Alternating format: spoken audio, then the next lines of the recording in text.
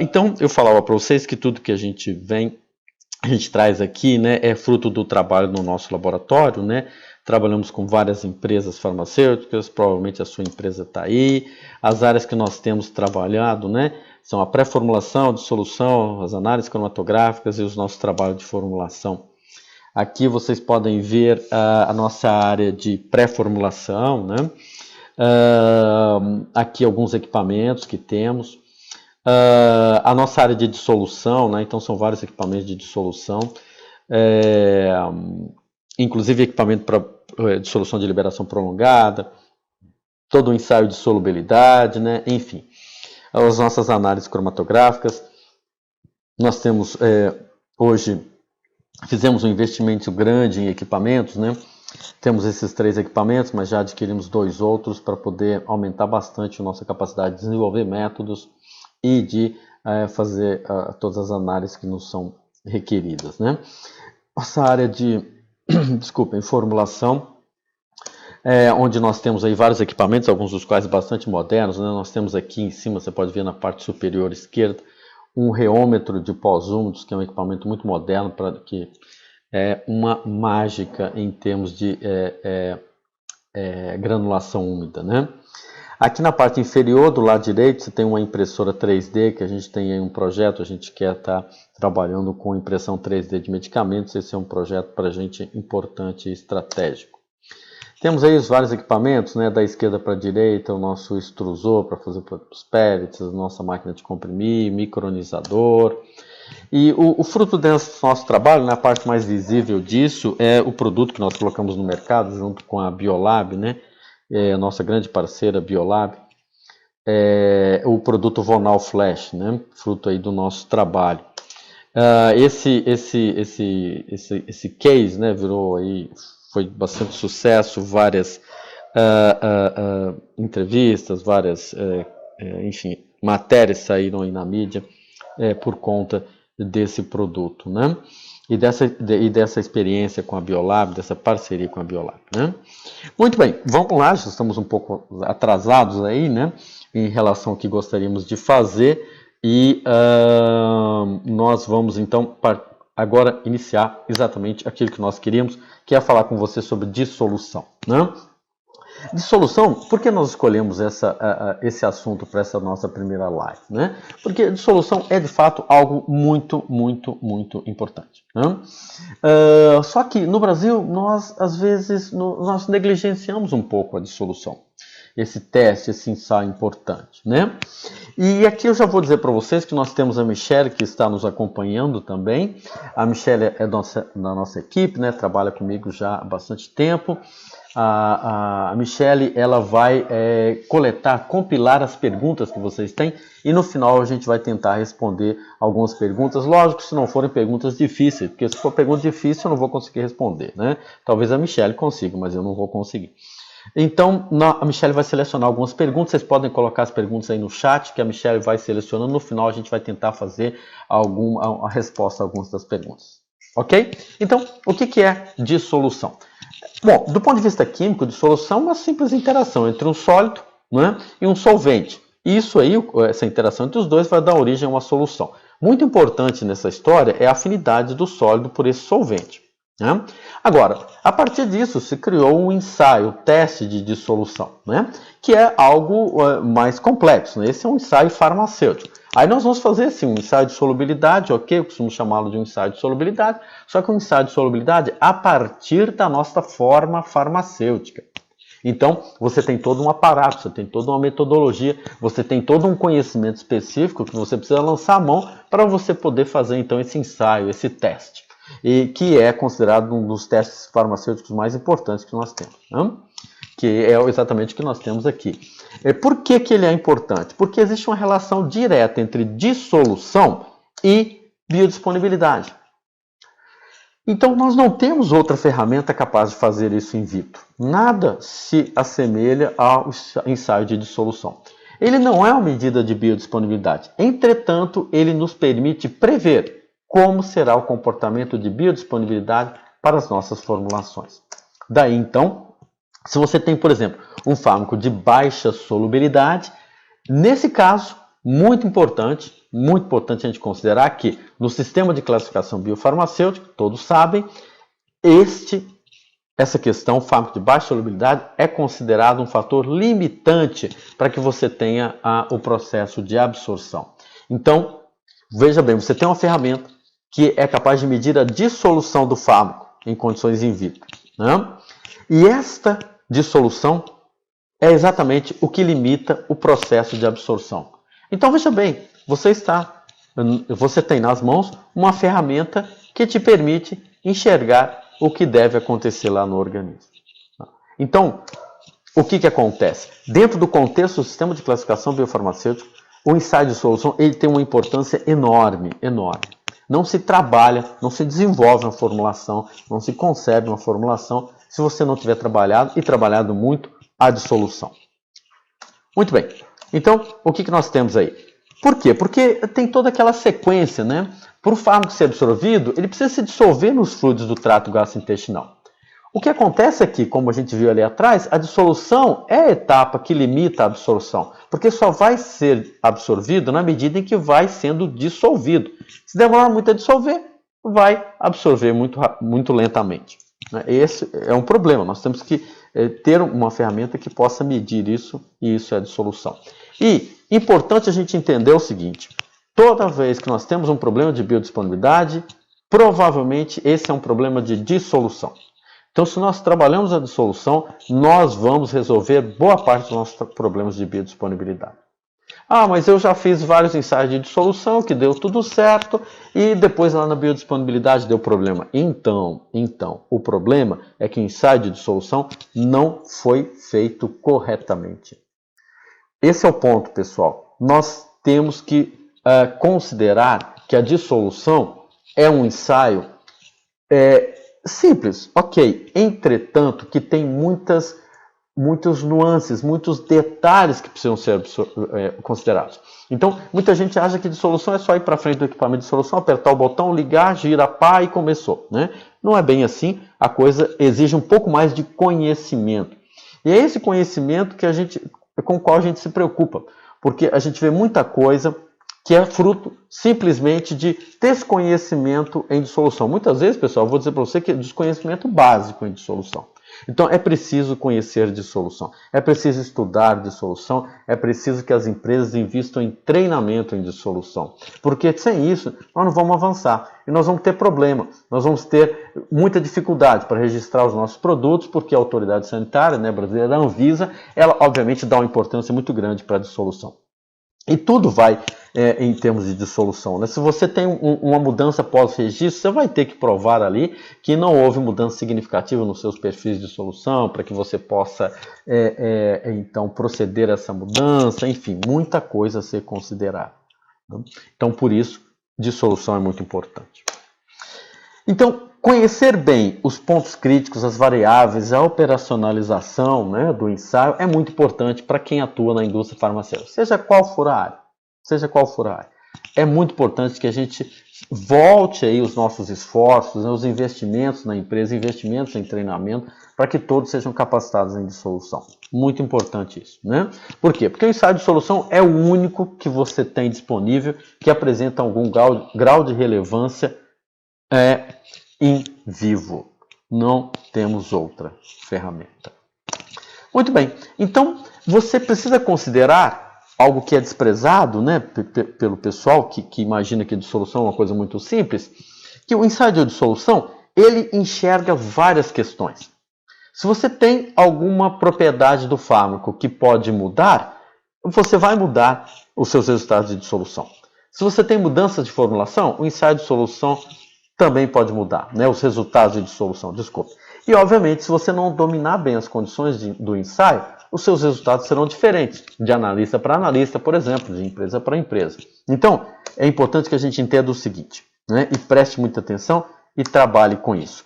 O ensaio de dissolução, ele é um somatório do que acontece no fármaco, do que acontece na formulação e do que acontece na própria análise, né? Então, o resultado de dissolução, ele é o somatório disso aí. Se você não prestar atenção nesses 3 itens, nós vamos ter problema. E como que a gente trabalha esses 3 itens para a gente poder, então, ter um ensaio de dissolução adequado?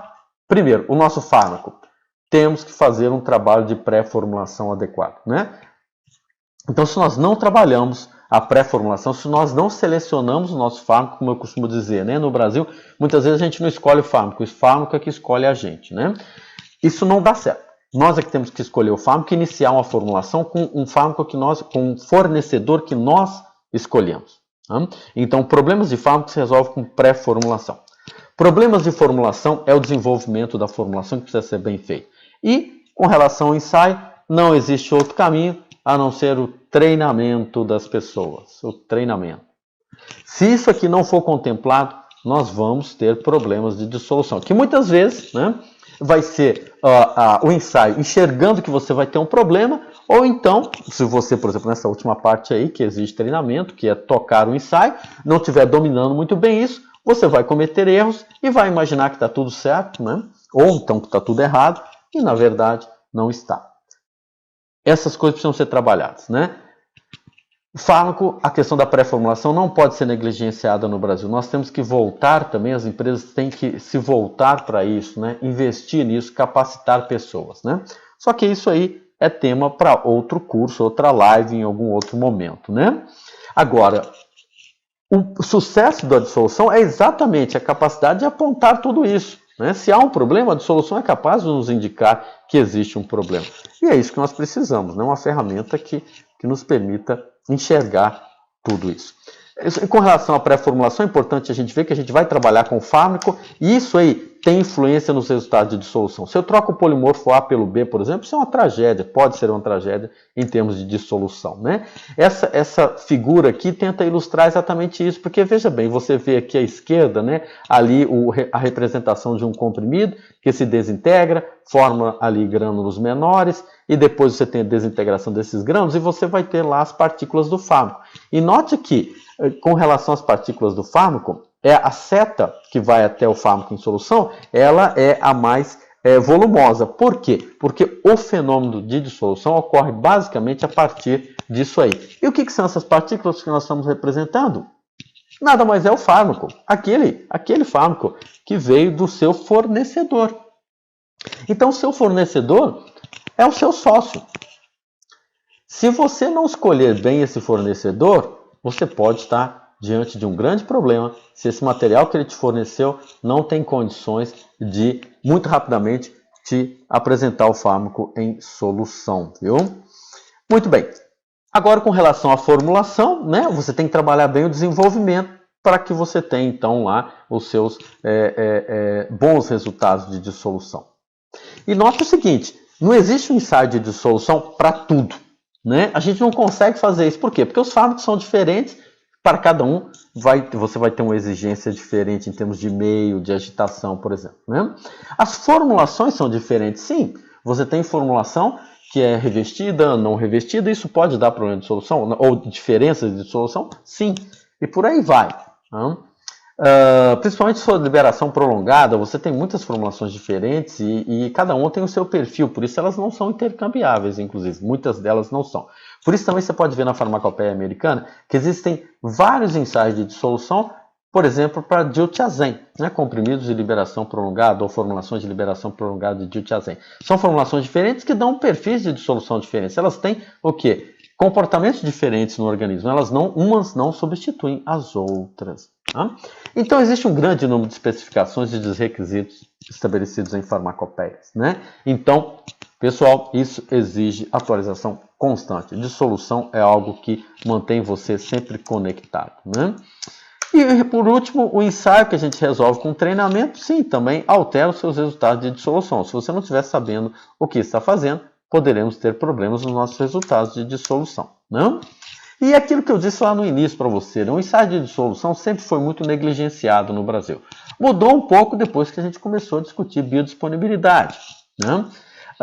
Muitos consideravam aí, há algum tempo atrás que o ensaio de dissolução era uma coisa muito simples. Né? E isso era só olhar a farmacopeia, já estava lá um ensaio que deveria ser feito e pronto.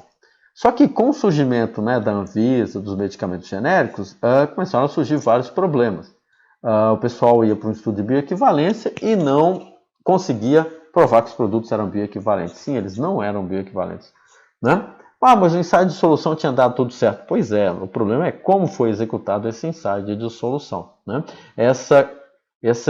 O fato de considerar que o ensaio de dissolução era muito simples e não se aprofundar em dissolução gerou muitos problemas, e eu vou dizer para você que ainda gera muitos problemas, né? Então, uma coisa muito importante em dissolução. Nas empresas, você criar um grupo especializado em discutir dissolução. Isso é muito importante. É um tema muito importante para as empresas, né, para os profissionais, e é preciso criar, então, núcleos para poder estudar isso aí dentro da empresa, né? Para desenvolver método, para discutir problemas, acumulando experiência, né, dos membros desse grupo, né? Trabalhar em colaboração, né? E até trabalhar também na capacitação da equipe. Sim, porque sem treinamento nós vamos chegar a lugar nenhum em dissolução, né?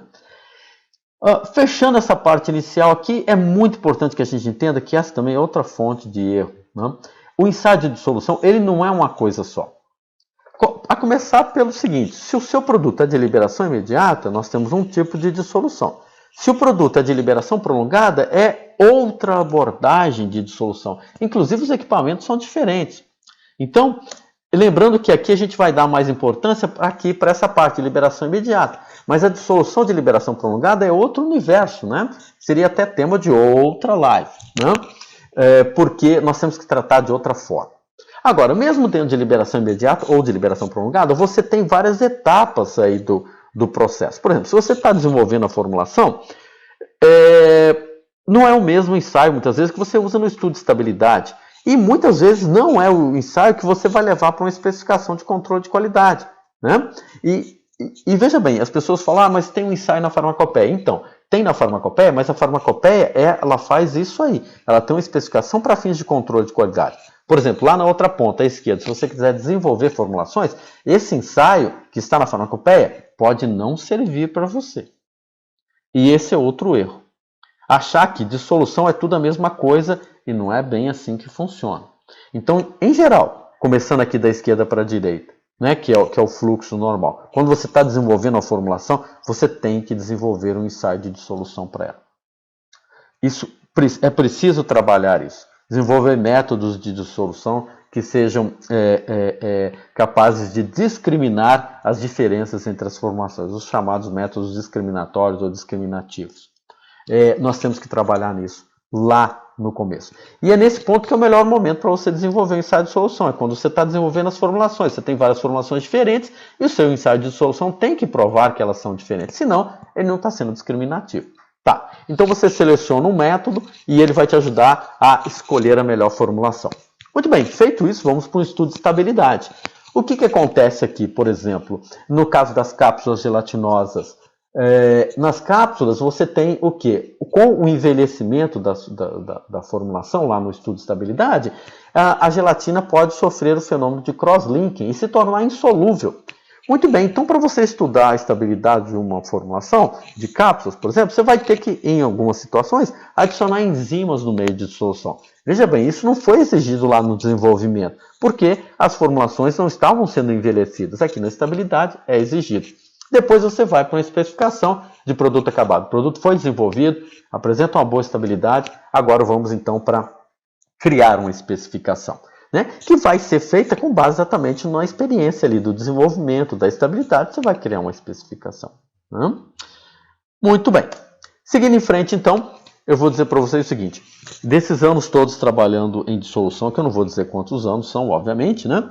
Mas desses anos todos trabalhando com dissolução, eu pude verificar que aonde mais se falha em dissolução. E nós criamos essa ideia dos 10 pontos principais, né? Quando eu criei isso, eu achei até que era uma coisa muito simples, mas eu apresentei isso num congresso fora do Brasil, né? Eu dei uma palestra e o pessoal adorou o negócio, né? Algumas pessoas lá, meus amigos lá de outros países de soluções, falaram, mas isso aí é uma coisa muito interessante para a gente poder abordar, né? Então, ficou aí essa história dos 10 pontos principais, né? Que eu costumo trazer sempre. Quais são esses pontos?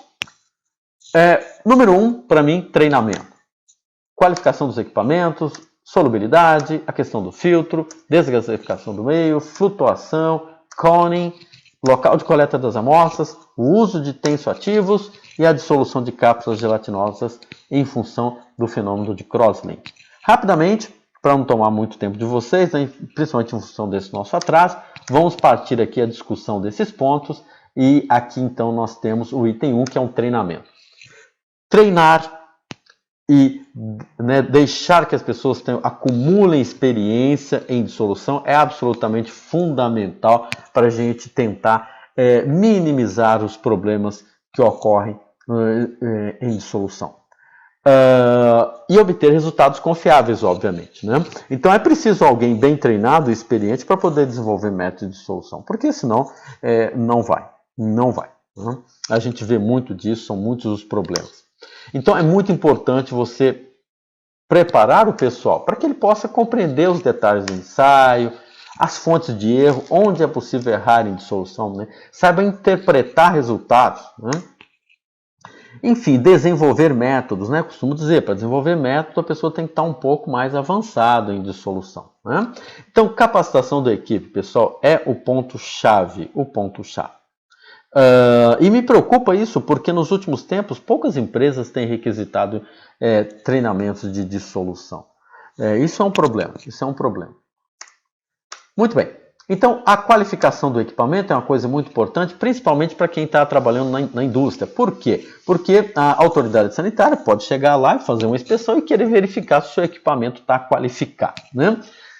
Tem muita discussão aqui, mas eu vou dizer para você uma coisa, que hoje em dia, nesses tempos aí de pandemia, nesse tempo aí de presidentes da República, que tem 1 ou 2 neurônios no máximo, o que você tem nessa situação? A coisa evoluiu muito, pelo menos em termos de dissolução. O que você tem? Você tem hoje equipamentos que são muito bem desenvolvidos, muito avançados. Então, os problemas que nós tínhamos no passado não são os mesmos hoje. Hoje, dificilmente você vai ter um equipamento que vai te apresentar problemas. Em geral, né, os bons equipamentos, os bons fornecedores de equipamentos, eles não te dão problemas. O equipamento ele tem uma série hoje ele é todo eletrônico, né? Então o que acontece? Se há algum problema, eles às vezes te avisam até. Então, hoje não é como antigamente, em que a gente tinha que trabalhar muito mais essa questão aí da qualificação do equipamento. No entanto, a autoridade sanitária ainda exige que você faça isso. Então, é muito importante que você trabalhe isso. Você tem aqui a qualificação do seu equipamento, a calibração, né? Que é verificar se em todos as suas curvas de solução você tem uma hidrodinâmica que seja uniforme e reprodutiva, né? Muito importante, você que trabalha na indústria, né? A sua empresa tem que ter um programa de qualificação dos equipamentos. Ou seja, de quanto em quanto tempo você vai fazer a qualificação do equipamento, quem vai fazer, como vai fazer, isso precisa estar descrito, né? A periodicidade, né, quanto seria? Inicialmente se falava muito em 6 meses, mas é bobagem, né? Hoje o pessoal fala em 1 ano, tá bom? Eu, na minha experiência, vou dizer para você que isso poderia ser até um prazo maior. Tá? Mas se você tem equipamentos que costumam dar mais problema, talvez isso tenha que ser reduzido, né? Ou seja, um programa de qualificação dos seus equipamentos, tá bom? Então você precisa, no seu equipamento de solução, proceder àquilo que a gente chama de calibração, qualificação física, né? E a química, que são os comprimidos calibradores da farmacopeia, né? Na calibração física você vai checar os parâmetros de funcionamento, né? E de alinhamento. Então você vai ver a velocidade, se o que está marcando é de fato o que você tem, né? Se as curvas estão centralizadas, né? Se as bases estão devidamente alinhadas, as cestas, né? Se há vibração na bancada, coisa desse tipo. E tudo isso você tem limites pré-estabelecidos e você tem que batalhar para manter o seu equipamento dessa forma. Aqui você veja, né, alguns sistemas eles têm essas esferas que fazem a checagem da distância, né? Você tem kits que são vendidos, né? Esse é um kit antigo, mas você tem kits que são vendidos para poder fazer para você essa qualificação. Você pode fazer no seu próprio laboratório, né? Os comprimidos calibradores são outro passo para você poder fazer a calibração, né? Então você tinha, né, os comprimidos de ácido salicílico e você tem os comprimidos de prednisona. Então você tem que fazer aí uma série de ensaios para você poder então dizer que seu equipamento ele está devidamente qualificado, né? Lembrando que o ácido salicílico, os comprimidos de ácido salicílico, eles foram suprimidos, né, há mais de 10 anos, inclusive. Então, antigamente se faziam 2 tipos de comprimidos, hoje somente os ensaios com o padrão da farmacopeia americana de prednisona. Aí todo um questionamento desses comprimidos calibradores, mas é aquilo, né? Você tem que ter isso para apresentar para a autoridade sanitária, né? Se isso for questionado de você. Muito bem, passamos agora a uma outra coisa muito importante, que são os dados de solubilidade. Sim, sem resultados de solubilidade nas suas mãos, você não pode desenvolver nada em dissolução. Porque somente com a quantificação da solubilidade naquele meio específico é que você vai dizer se você tem a saturação desse meio ou não, né? E a condição de não saturação do meio, que a gente chama de sink conditions, ela é absolutamente indispensável no ensaio de dissolução. Por quê? Porque se ocorre a saturação, a dissolução para. E aí você não está medindo dissolução. Lembra aquele primeiro slide que eu coloquei lá atrás, né? Solubilidade, o que era importante? Né? Tinha lá, né, um ponto de interrogação, dizendo o seguinte: importante ali é a afinidade do sólido pelo solvente. Transpondo isso para cá. Se o seu sólido não é capaz de ser dissolvido nesse solvente, então não tem dissolução. Então, as condições 5 precisam ser obedecidas, né?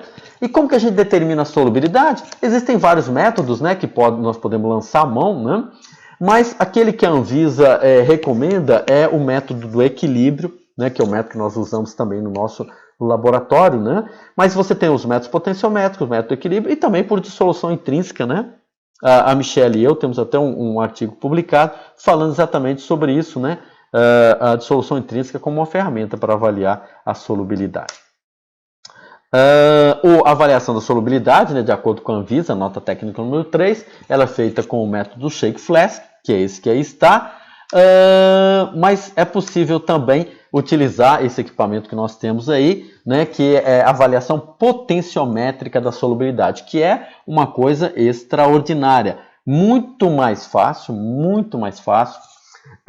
do que fazer o método do Shake Flask, né, que demanda muito mais tempo, muito mais material, e esse método potenciométrico é muito melhor.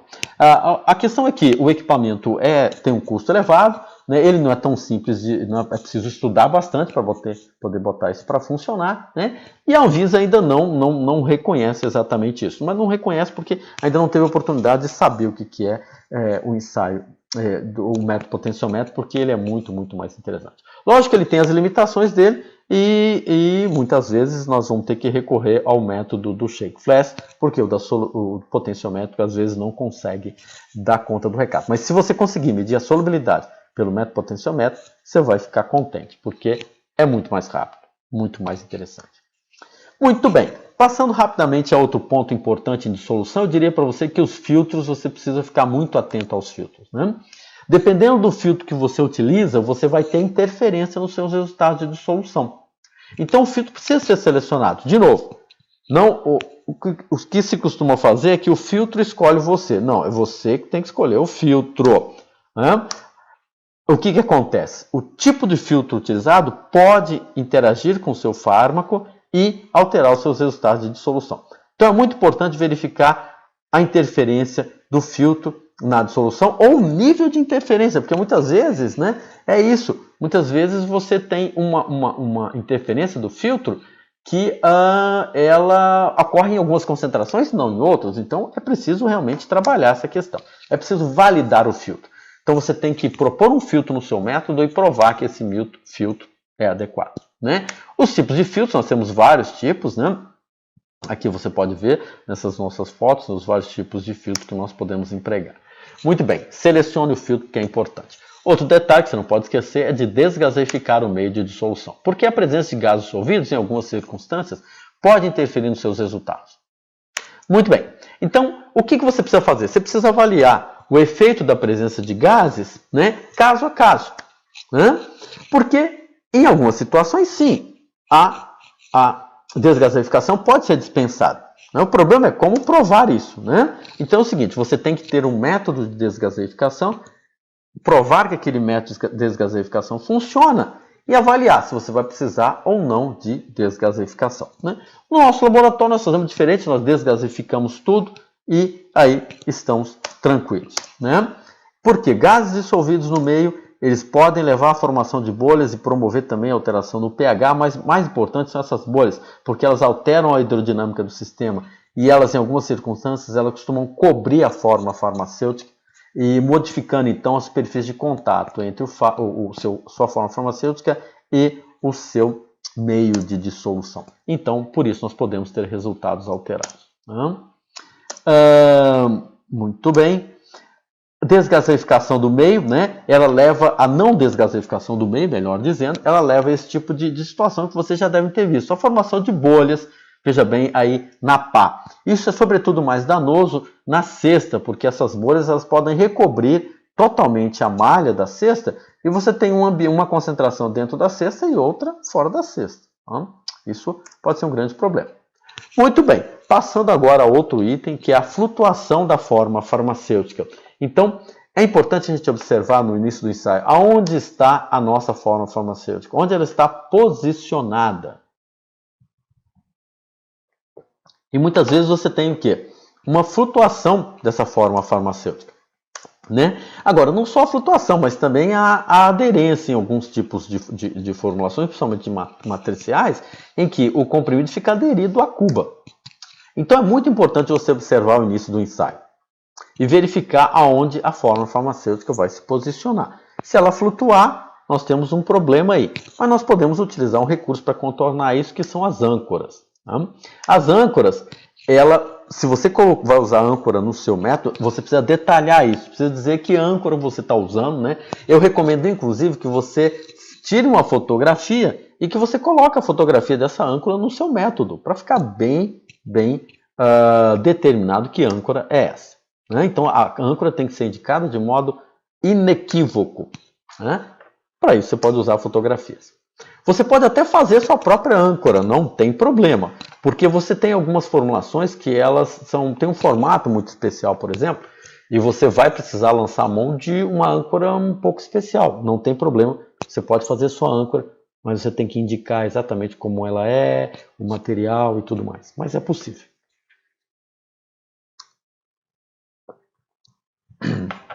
Aqui você tem, por exemplo, um tipo de âncora. E essa âncora aqui, né, aqui no meio, você pode ver a âncora com a forma farmacêutica lá.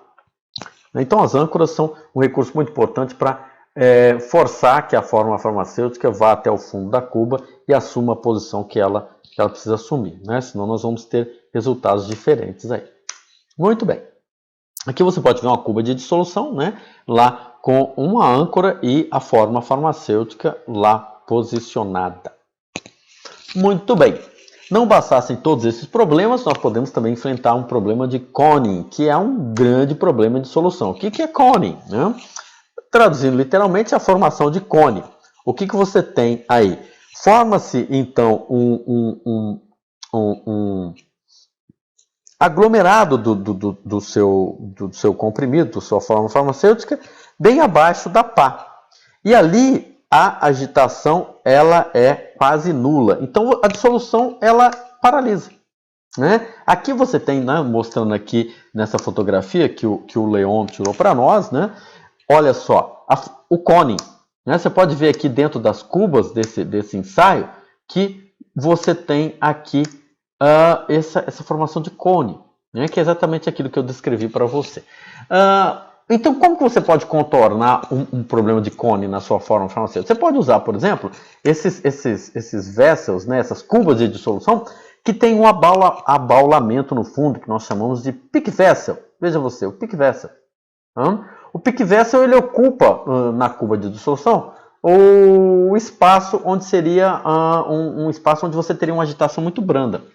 Então, você consegue contornar o problema do cone aqui nessa primeira fotografia. Nessa esquerda você pode ver também mais visivelmente isso. Muito bem. Passando em seguida ao local de coleta das amostras. Tem local exato para a gente coletar a amostra, viu? Principalmente quando você está fazendo perfil de dissolução, né? Tem que padronizar isso. Esse é o chamado ponto médio, porque, veja bem, durante o processo de dissolução, você tem, então, um gradiente de concentração ao longo da cuba. Então, é preciso respeitar isso. Se cada hora você toma a amostra num local, você vai ter problemas. O local, como eu disse, é o chamado ponto médio. Veja bem, nesse ponto aí na cuba de dissolução.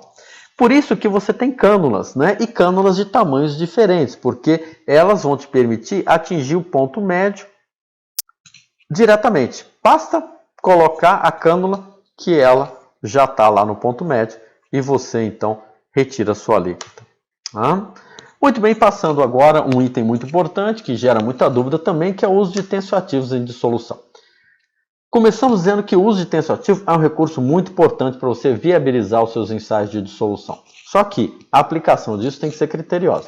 Primeiro, só se usa tensioativo quando o fármaco é de baixa solubilidade. Ou seja, quando há uma necessidade, quando o fármaco requer isso. Se não, esquece o tensioativo. Tensioativo é bom para lavar a louça, não é isso? Do contrário, para fazer dissolução, só se for necessário, tá? Muito bem. Então, vamos lá. Utilizar tensioativo é um recurso importante, né? Isso não tem dúvidas, principalmente se você tem aí problemas de dissolução, porque o seu fármaco é pouco solúvel.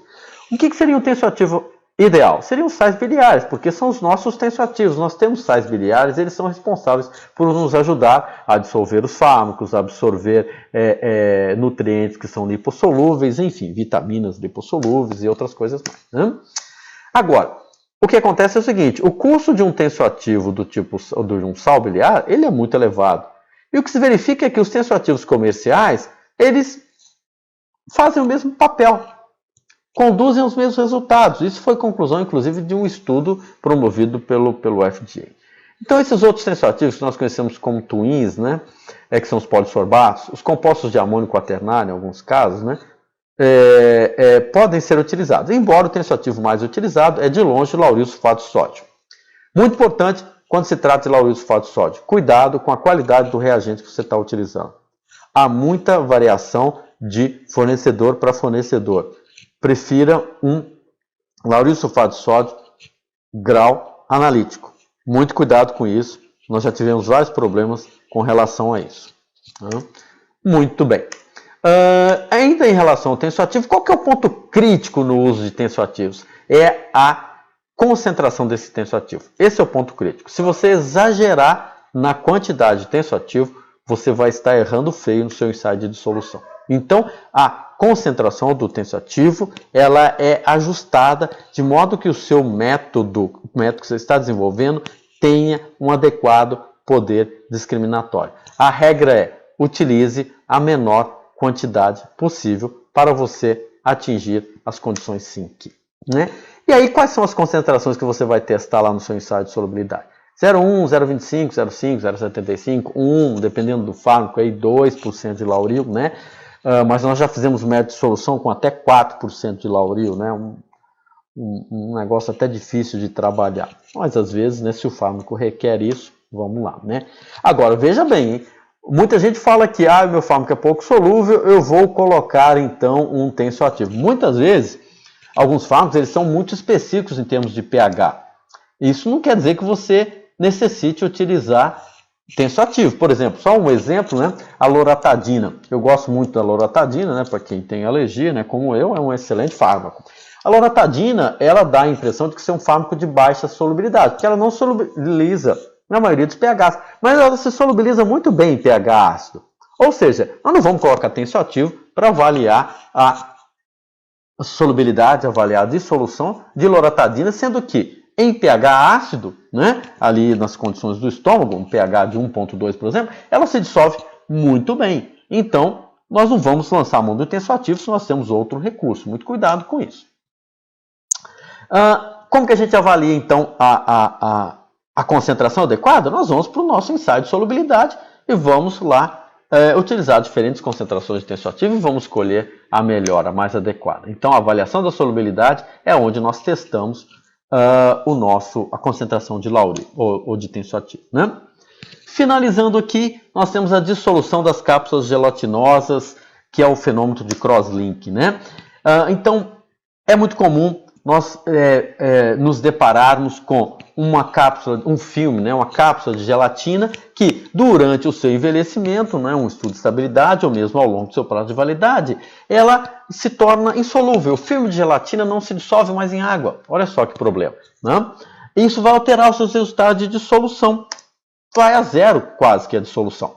Então, o fenômeno de ligações cruzadas da gelatina é um fenômeno complexo, tá? Não é uma coisa tão simples assim.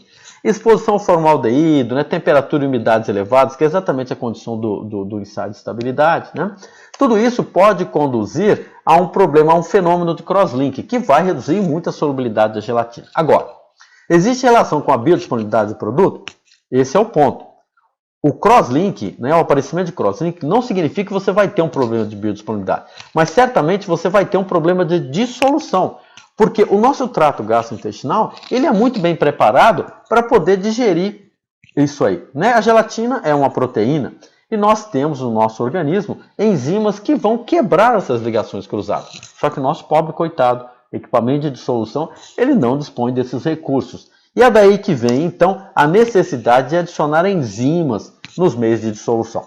Note bem, só se adiciona enzima em meio de dissolução quando a gente tem dissolução de cápsulas, viu? Só aí que se justifica a adição de enzimas. As enzimas vão servir, então, para quebrar essas ligações cruzadas da gelatina.